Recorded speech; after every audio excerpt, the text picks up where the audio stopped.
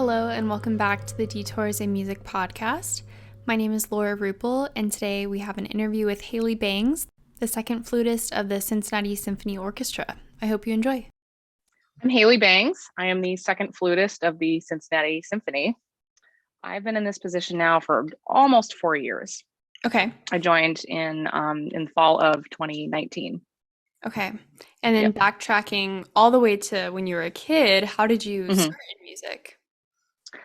Well, I was born into a pretty musical family. My grandmother was a pianist. She taught piano full time. She had, private students. And my parents are both musical. Everyone on my mom's side of the family played piano, at least through parts of their lives. My father is a musical theater fanatic. He studied radio and television in college, and he's been involved in community theater for a long time. So I was exposed to musicals starting from when I was a baby. So I've been kind of surrounded by it my whole life. I started on piano. Both my sister and I took lessons for a few years. And then from there, I did some other things. I did choir for a while, which I really loved. And then when I got to junior high, there was an instrument petting zoo the summer between 5th and 6th grade for all those that who were interested.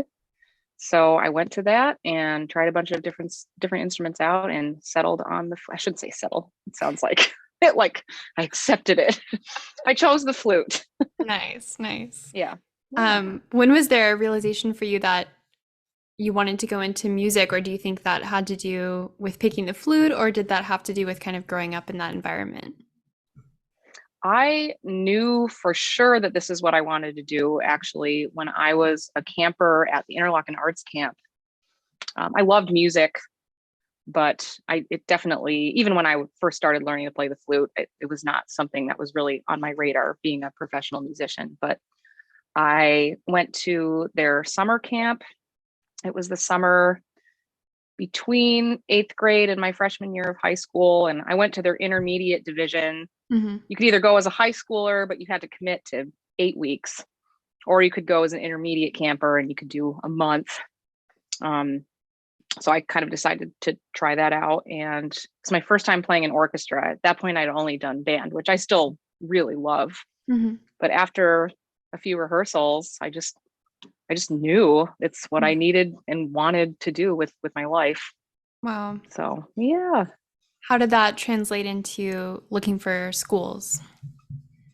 Oh, it played a huge role in that for sure.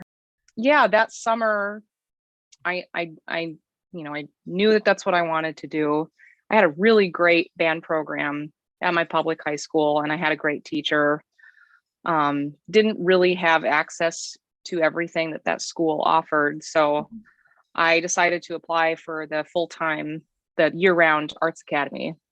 So that's what I did. My parents were really supportive, and I did my last 2 years of high school there, which was great because I was completely unaware of everything that you needed to do to pursue this. I lived in a very small town in Colorado, and there was some support for the arts, not so much. Where we grow up and what teachers we have influences us.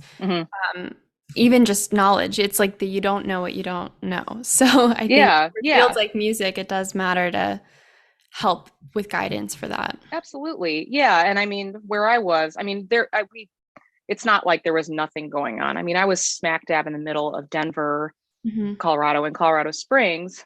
My parents divorced when I was in junior high, which meant, having two parents, kind of single parenting, between my sister and I. And my father moved back to Illinois, where his work was. So my mom had 2 girls on her own, and between raising us and having, full-time job, and then she had some other part-time jobs for a while, it was really hard for her to drive us around. So if I wanted to get really good flute instruction and do like youth orchestra and stuff, we just didn't have the time to do all of it. We also were gymnasts. We did a lot of other things. But just being aware of what was out there, when I got to Interlochen and became aware of like the level that was out there and all these other kids who had been doing competitions and going to these other summer things. And I mean, I didn't even know what music schools were out there. It was completely out of my awareness. I had Right. no idea, right up until that point. I wanted to be a marine biologist. I went through a phase where I wanted to be a meteorologist. I wanted to study virology. I had all sorts of kind of scientific Mhm. interests, which I still enjoy reading about, but I had no clue. So Yeah. I knew that I needed to be in that environment. And that school is very much, it's a regular high school, but it also prepares you for that conservatory Mhm. atmosphere. And through that too, I became aware of which teachers were out there, what schools they were at. Mhm. And so if I hadn't gone there, of course I would have started doing my own research on my own, but that really kind of set me up Mhm. for success, just because again, I also didn't know that, the way I was practicing a lot, but being there, I really learned how to practice effectively. Um, Mhm. so that's, yeah, if I hadn't gone there, I probably wouldn't be sitting here having this conversation with Yeah. you. If Yeah. there were students or maybe parents listening who aren't aware of these kind of boarding school Hmm. things like Interlochen, would you Yeah. still recommend that today to students? Oh yeah, absolutely. I mean, in Interlochen, it has really grown as an organization. Hmm. Um, yes, is it difficult to leave home when you're that age? Of course it is. That's natural. And I'm sure for the parents' perspective too, it's hard to have their children go there. And they do have scholarship programs, which is great. Hmm. And kind of just like college, they have work study opportunities. I think I worked in the cafeteria for part of it. But what was really wonderful about that school is it exposed me to a lot of other things. It's not just music, there's ballet, there's visual arts, there's creative writing. They have a you know, film school now. So on the weekends, if I wanted to go see a ballet recital, I could. If I Hmm. wanted to go to a creative writing reading, I could. If I wanted to go to an art gallery, we'd also have these student run coffee shops, kind of like an open mic night, and everyone Yeah. could go up and do their own thing. And that's just not something that I really had. So the other side of it is you're especially if you grow up really in a small town Hmm. where there isn't a lot of that. I mean, I loved where I grew up, but it Hmm. was very much all about sports, Hmm. and everyone was, after school, they'd major in engineering. A lot of them would go to the Colorado School of Mines, or they'd go study in Denver. A lot of students who went into the medical field. So that's just what was important Yeah. there. Yeah. So I got to be exposed to all sorts of other things, and all of that stuff affects how you express yourself in your playing. So I'm really grateful for that. So it's not just about the intensive study on your instrument. You're exposed to so many different things and different people, and Hmm. it really is a wonderful place. And you learn just how to get along with all sorts of different types of people, which is also a really important skill. So Yes, yes, that is yeah. very Yeah. important. Where did your studies take you after Interlochen? So after Interlochen, I went to the Eastman School of Music in Rochester, New York. I went there again for the teacher. There are tons of really great flute teachers out there, but as far as like my learning style, I really connected with her, Hmm. because I did take some time to go to different schools, take some lessons, and with her, it just, the way she described things to me just made a lot of sense. Hmm. And she also is just she's a great mentor too. It's not all about the flute. Like I could go into a lesson and she'd be like, I can tell you're really sleep deprived. Like, are you making yourself sure you're going to sleep at night? And Yeah. we, or she'd help with scheduling, making sure I Hmm. was getting enough time to practice and stuff. And I kind of picked that up about her before I even auditioned. And I really appreciated that about her. And also that part of the state, I'm sorry, that part of the country has always felt a little bit like home. My Hmm. mom went to school out there. She went to Cornell. Her dad went there. She lived there for a long time. She actually lived in Rochester for a long time Really? after college. Yeah, she lived and worked there for a while with some friends. My aunt and her husband both went to U of R. Hmm. So there's this family link too, and it felt like the right place to be, not just for the school and the teacher, but just something Yeah. about that whole area. Just I felt really drawn to it, and it still feels like one of my homes. So Mhm. that's where I went next. Yeah. What did you struggle with in your undergraduate degree? Oh my gosh. Well, the weather for one thing. Yeah, I mean, you're right on Lake Ontario. Mhm. The summer is beautiful there. I mean, most of us left during the summer to do other things, but um, yeah, it could be kind of gray and rainy and a lot of snow, but it did force all of us to work very hard.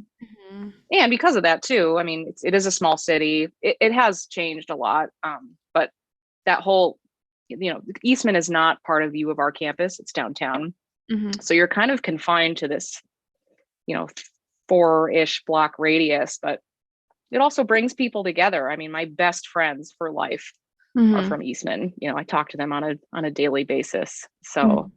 Um, so yeah, so going to school there, yes, the weather was difficult. I did find, at least initially, balancing academics with practicing was tough. I mean, I was still kind of in this mindset where I was like, if I don't practice 8 hours a day, I'm not going to get a job. And because that's kind of what I was doing in high school.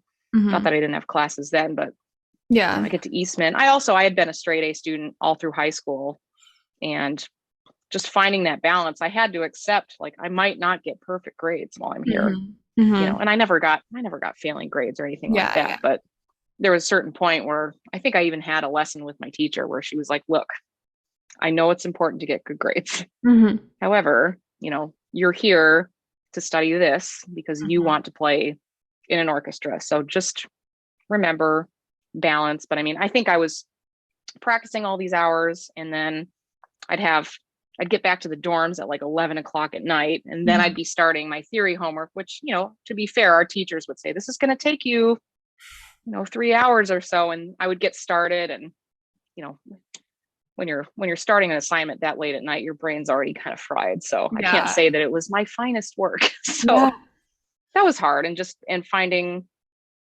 a balance, making sure you're spending enough time with friends, making sure you're having fun. I definitely, reached a point probably like halfway through my sophomore year where I realized I need to make sure I'm still living my life Mhm. and Mhm. having fun, and I started allowing myself to count practice also as like going to the library and listening to something and following along with the score. It was no Yeah. longer just FaceTime with the instrument, because I realized, gosh, I'm locked in this tiny practice room, Mhm. no windows, and I'm just practicing the same stuff over. What do I have to say to the world if I'm in Yeah. here? Yeah. So my musicality really blossomed once I started just balancing out my life Mhm. a little bit in a more healthy way. Yeah, it's very easy to get burned out. Right, right. So I'm glad I had that realization early on when I was there. Yeah. It made a really big difference.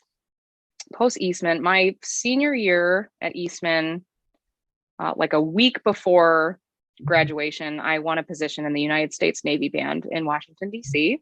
Mm. Came back to school, graduated, and then I had the summer free, and then I went to basic training. Mhm. That was fun. That was a whole thing. And then I arrived in DC around Thanksgiving.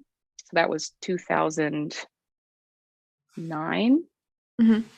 And I was there for 6 years, playing professionally with them. When I was there, I got a master's degree.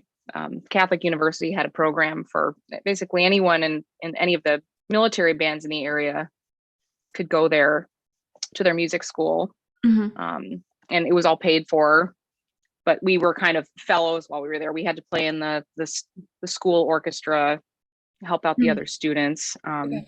But they had master's and doctoral programs there, so a lot of us continued our educations while we were there, and you could study with anyone you wanted. So I studied with Alice Weinreb. She's second flutist, now retired, of the Mhm. National Symphony, and it was great. And no matter where I would have ended up, it was really nice to just continue studying with someone. I mean, I don't think you can ever stop learning. Yeah. Yeah. Well, Hmm. as an oboist who went through band programs, Hmm. I was always extremely aware of the military bands and have friends that have done them. But I don't think I've actually interviewed anyone who has Oh, been in one. So I'm curious to hear more. I know we all get very stressed about the idea of going to basic training. Yeah. So I would love to hear more about that experience. Sure. Yeah. I loved my time in the Navy band. Again, friends that I will take with me to the grave.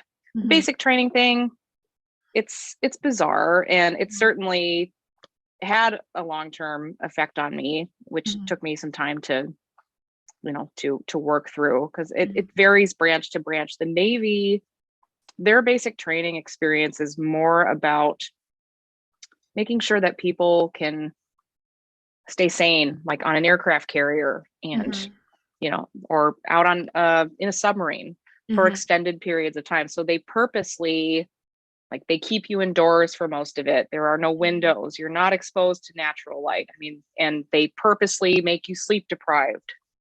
They play mind games with you, and they do it on purpose. I understand it. And for me, it was just so bizarre. And I knew, like, I had a bunch of people in the band tell me kind of what it was going to be about. Like, remember, it's just a game. Yeah. Keep your head down. I remember thinking, oh yeah, it's just a game. I'm not going to let it get to me. And man, by the end, I was just like, I had this whole new level of paranoia I didn't know was possible in me. But again, it's just a temporary thing that everyone has to go through. The Marine band does not, which is really nice. But but I have friends who went to Army basic, and Army, it's more about the physical side of things. So I mean, the Navy physical stuff was very easy. Like, you could walk the mile and still pass your PT test. You know what I mean? So for us, it was mostly about psychology.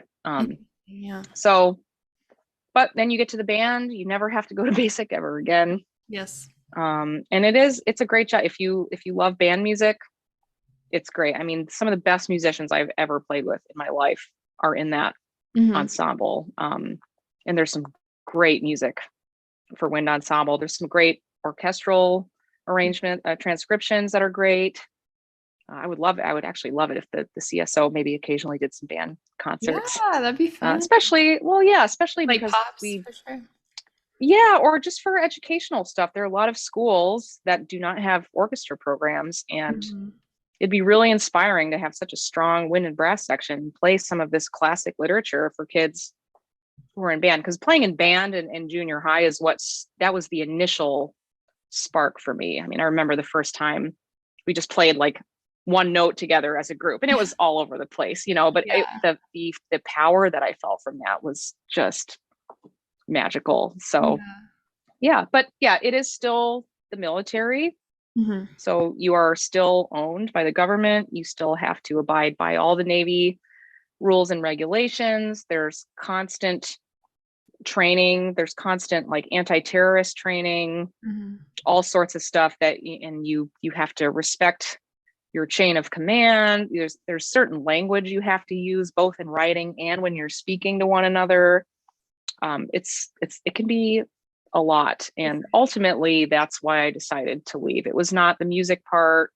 It was the military side of things, because you lose some freedom.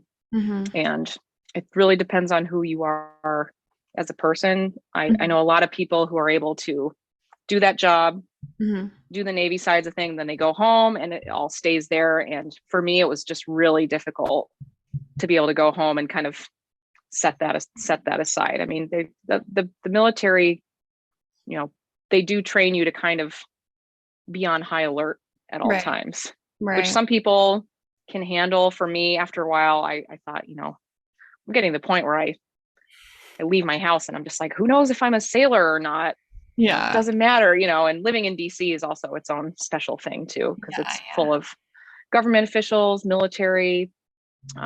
So for me, long term, I knew it wasn't the best thing for me. But had I just been playing in like a full-time professional band, I could do that my whole life, no problem. Right. So it's great. The pay is great.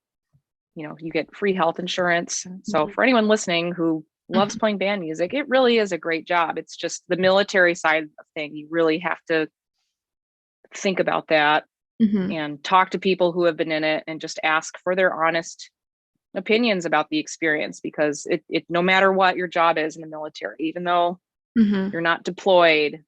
You're still a member of the armed forces, and it does impact your daily life, including outside of work. So that's kind of the one thing. I think I wish I had known a little bit more before I went in, but even so, even talking to people in the band about what it was like before I go, there's only so much they can tell you. It was one of those things where I think for me, I had to experience it myself to know what it's like. So yeah, it was great. I was just there a couple weeks ago visiting my friends. I mean, they're like family to me. So, and a bunch of them, like a lot of people in the orchestra are doing their own projects. I have a lot of friends who are composers and arrangers. They have their own bands on the side, jazz groups, rock groups. Yeah, I worked with the Navy band had a bunch of specialty groups. They had a jazz band, a pop and rock group, a choir, country group. They were unbelievable. And we got to collaborate with them all the time. So that was really, really special. That is really cool. I grew up in Virginia, and so I feel like I've heard like every single group go through, oh, that's so all cool. over the place. Yeah. And you get to play for, military ceremonies, playing funerals at Arlington National Cemetery. That was such a treat. Yeah, I mean, we would be out there some days and it'd be freezing, snowing sideways, and we're out there holding our instruments with gloves. I mean, at that point we couldn't even play. We were just kind of bodies. You're like, I'm just there to look good. Yeah, exactly. Or it'd be really, really hot, and it's like so hot they wouldn't even let the horses out. Yeah. But we would still go out. We'd still be out, wearing these polyester, uniforms with like silk linings. It's sticking to it's like wearing a garbage bag outside. But it was just such a humbling experience, because we'd be lined up next to these families grieving the loss of their children, and it was really a really beautiful experience. So I'm really grateful that I got to do that, and I'm never going to forget it. Yeah. Did you come to Cincinnati after that? I did not. Okay. No. So I saw one of your questions was about Detours. So I knew that I didn't want to be in the Navy full time. But just leaving, and I knew that I wanted to kind of go back into orchestral playing. So, but just quitting without a job lined up, is very risky. I mean, leaving regardless is risky. So I went back to Eastman to start my doctorate.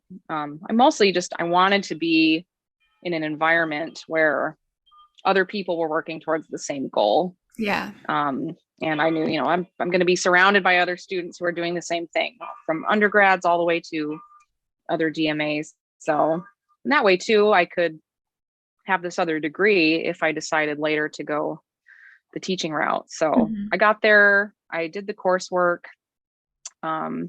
I practiced a lot, and I flew out and took auditions when I could. And 2 years in, I won a position with the Omaha Symphony, playing associate principal second flute. So I left Eastman a little more than halfway done with my coursework. And the summer in between those 2 years in Omaha, I did go back and I did more classes. Did some stuff online as well. And my second year in Omaha, I took the Cincinnati second flute audition, and that's how I wound up here. So I've had a bunch of little interesting steps along the way. That's really, I mean, it sounds pretty beautiful, your relationship with Eastman and Rochester, to have that safe space to go back to at different stages. And I know we've talked about how you still would, go back for different things. So that's, I think that's important for everyone. I mean, maybe we don't all have it as an undergrad student, but there are these like organizations and places that will feel comfortable. Yeah. I mean, my teacher knew what I was going through. She knew that I needed a change. And it really, even though, again, I was not, out in the Middle East, active duty. I mean, there was still some kind of baggage that I had to work through for a while. Just being a member of the armed forces. I mean, the training we had to go through really teaches you, no matter whether you're active duty or retired or separated or whatever. You could be out in the world running errands in civilian clothing. Just know that you're always a target. So, I mean, I went back to the civilian world and I kind of went through a brief stage where I was almost kind of agoraphobic. I mean, I was back in the real world. I would go run errands, or I'd go to school and, I'd find parking a little far away, or like our security guard wouldn't be working at the school, and it would really scare me. So it did take me a while to kind of come back to the real world, even though looking back, was I going to be targeted by someone? No, but that's just part of the military. You have to believe that you will, I guess, to do. Yeah. So she, my teacher knew that was what was going on with me too. And she's like, you're safe here. Just come here. I'll work with you.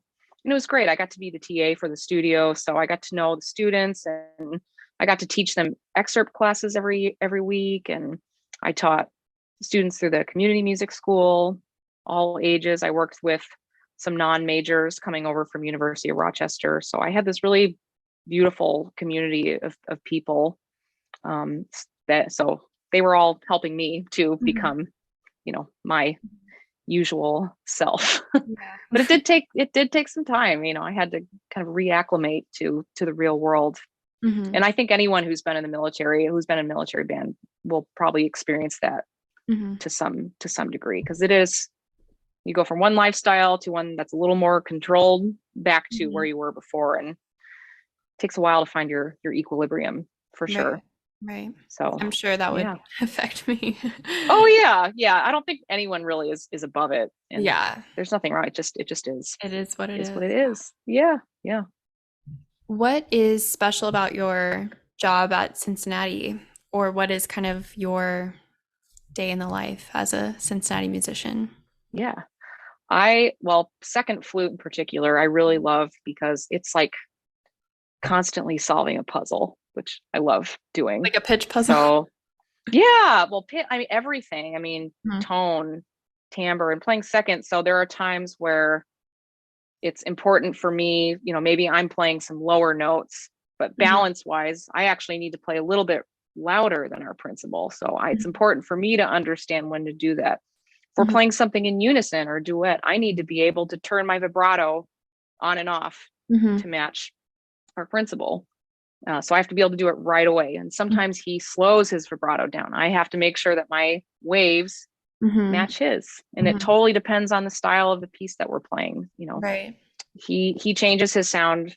Both of our principals, they're both very musical. They don't play with the same sound the whole time. They change all the time. So it's important that I match them. But there are also times where I might have, every once in a while, second flute gets a solo or something more exposed, or I end up having a duet or something in unison with principal oboe or clarinet. So I need to be able to match them. So it's important for me to know when it's my time to shine, when I'm in a supporting role, or when I'm really just supposed to blend and we're supposed to sound like one instrument. So you're constantly figuring something out, which is a lot of, it's very rewarding for me. And I also have learned a lot just about playing the instrument in general. And I've become a much better musician as a result of sitting in this section too. It's been incredible. It is a lot of work. We play most of the music.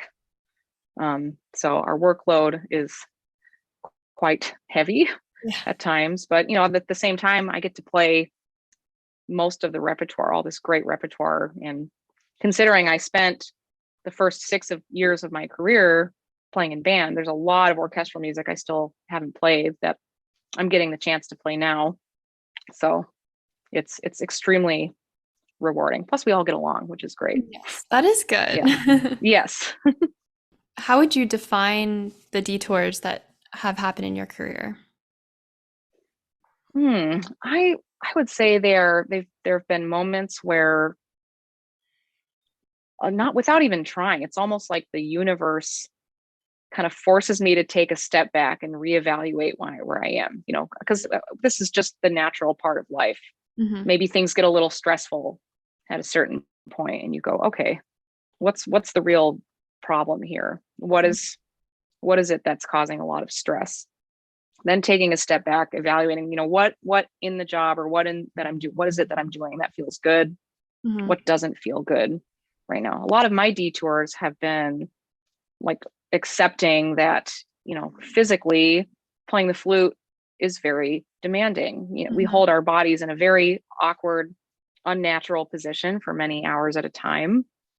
So I've had a lot of shoulder issues for years and years and years, and mostly because I overdid it in high school and college. So there have been times where I've thought, gosh, if I don't figure something out about this, I'm not going to be able to do this for much longer. I'm going to be in too much pain. So I've had to restructure how I practice. I've had to accept, I can't practice that many hours a day. We spend so much time in rehearsals too.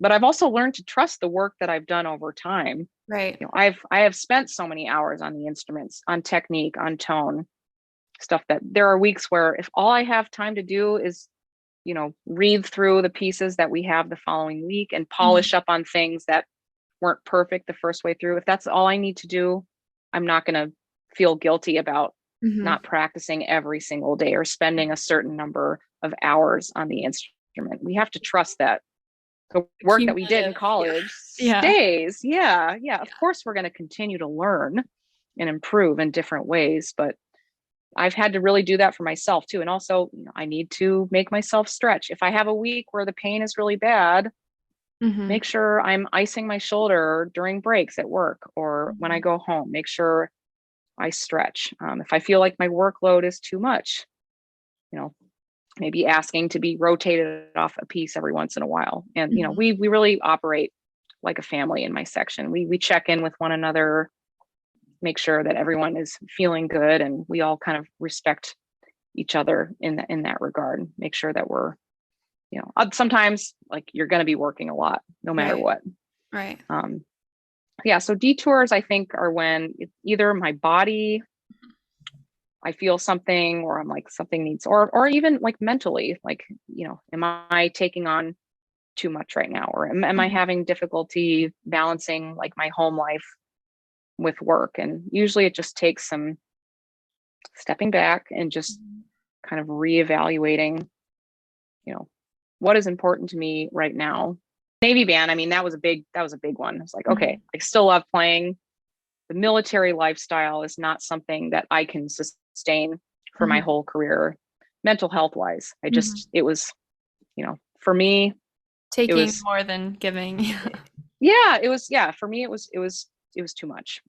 So I chose to leave, and so I'm sure people have realizations like that even throughout their orchestral careers. So, but right now I'm in a really good place. Good. Yeah. Well, you brought up some quotes. There was one though that I keep going back to. Okay. And I keep changing my mind about it. That I would just be curious, just like a little discussion about it. So this is one by Arnold Schoenberg. If it is art, then it is not for all. And if it is for all, it is not art. And the first time I read that, I thought, oh, come on. I was like, come on, Schoenberg. Like, that's so limiting. I think context and intention is important as an artist. But when I first read it, I thought, oh gosh, so you're saying that, if some people understand it's for them, but if not, it's not meant for them. But I kind of understand what he was saying, because I think there are some artists or musicians who create something with a specific audience in mind, probably knowing these are the kind of people that will appreciate this. But also, I mean, to define art, I mean, all the words in existence have been man-made.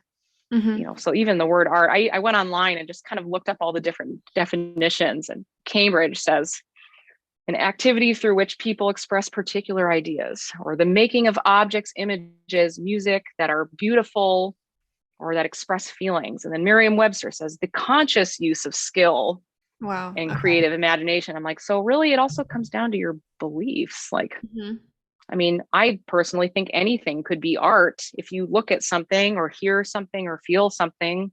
If it elicits, especially an emotional response, why not? Why Right. can't you? If you look at a blade of grass, if that is art to you, why not? It also depends on what you think consciousness is. Yeah. Consciousness is awareness, but it's like the earth is creating plants. Who's to say that the earth isn't conscious? We don't actually know. You know what I mean? So it comes down to your beliefs, the context, the quotes like this, and the intention that the artist has. So I read that quote and I thought, wow, that is a very powerful statement to make. And It's to kind of say let it, me cover my bases for the people who don't like my stuff. yeah, right, exactly. Yeah. Because a lot of people don't like his stuff. I love his chamber symphony, because he was in that kind of transitional phase. He was still embracing romanticism, expressionism, and then he moved into the 12-tone stuff. And some of the later 12-tone stuff I don't love, but some people, when they listen to atonal music, they do feel something. A lot of that music now, I don't necessarily feel something, but it's like visual art. Sometimes I will stare at a piece of art for a very long time, and I won't understand the symbolism, or I won't feel something, and I'm like, but you know what, I appreciate what this person created, right? Because they made the effort to do something. And any kind of art, any kind of creation is always a risk. There's always a risk that it won't be successful or someone won't appreciate it. So, but that appreciation aspect of it. So new music like that, especially when I'm playing it at work, like, you know what, I don't really get it. Yeah. I don't feel anything.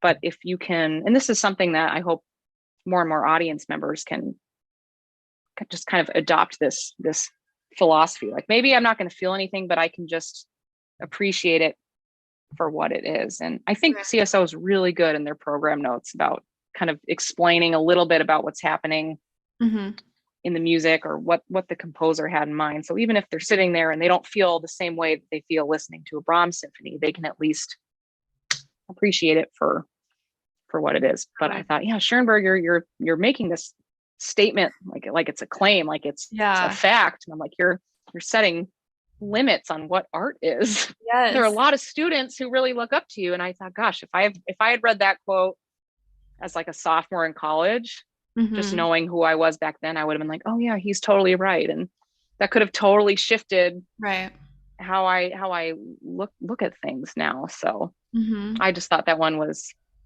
really interesting. And as we all know, it's overstated, overused, but beauty is in the eye of the beholder. It's the truth. So I don't know.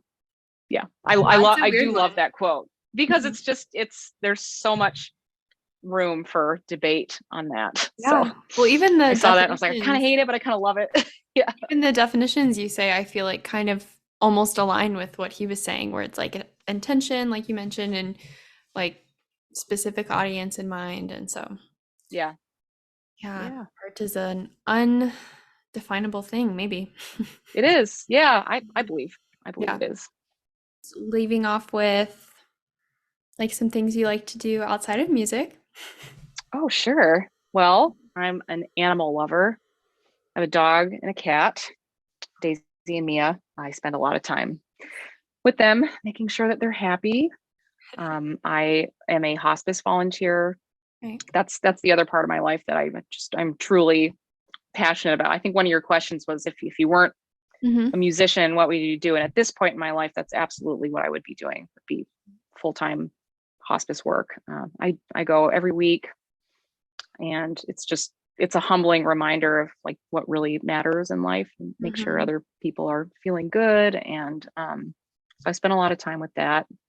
I'm from Colorado, so I'm a big outdoor person, hiking, biking. I'm a scuba diver, big reader. I love to journal, garden, and more importantly, spending time with friends and family. I've got so many good friends in the orchestra, some of whom I've known before I even got here from summer festivals. Shout out to Rachel Charbel.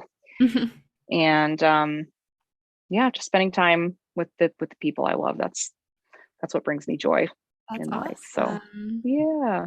Well, thank you so much. Thank you for having me. This was so fun. Thank you to Haley for taking the time to speak with me, and I hope you all enjoyed that interview. I'm really grateful that Haley was opening up and vulnerable about her experiences in the military band. I think it's important for all of us to remember that, yes, getting a job in music, winning an audition is very important, but you also have to have that job and live your life and be happy, and that's actually more important. But she recognized that that was not a situation that was going to be the best for her in the long run, and she found something that does work and that's still inspiring to her, and that's a good lesson for all of us looking forward. Thank you for listening, and I hope you catch our next episode.